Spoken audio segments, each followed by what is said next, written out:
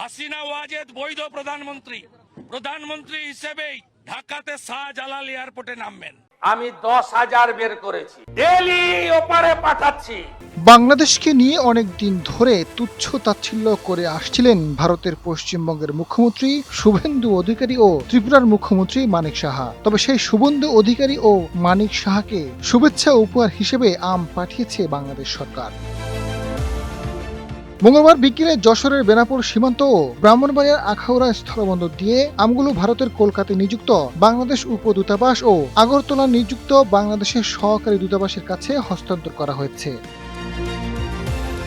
প্রাপ্ত তথ্য অনুযায়ী পশ্চিমবঙ্গের মুখ্যমন্ত্রী শুভেন্দু অধিকারী ও ত্রিপুরার মুখ্যমন্ত্রী মানিক সাহা এবং রাজ্য দুটির স্বনামধন্য ব্যক্তি ও উচ্চপদস্থ কর্মকর্তাদের জন্য 1100 কেজি আম পাঠানো হয়েছে। বাংলাদেশের পররাষ্ট্র মন্ত্রণালয় থেকে আমপ্রালি ও হাড়িভাঙ্গা আম পাঠানো হয়েছে। কলকাতা উপদূতাবাসে 100টি কার্টুনে 5 কেজি করে 500 কেজি এবং ত্রিপুরার সরকারি দূতাবাসে 120টি কার্টুনে 5 কেজি করে 600 কেজি আম পাঠানো হয়েছে।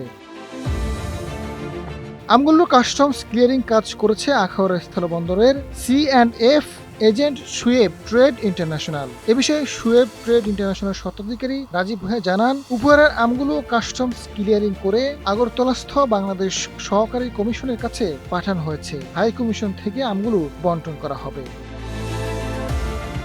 আজাদ ফারুক, সময়ের আলো।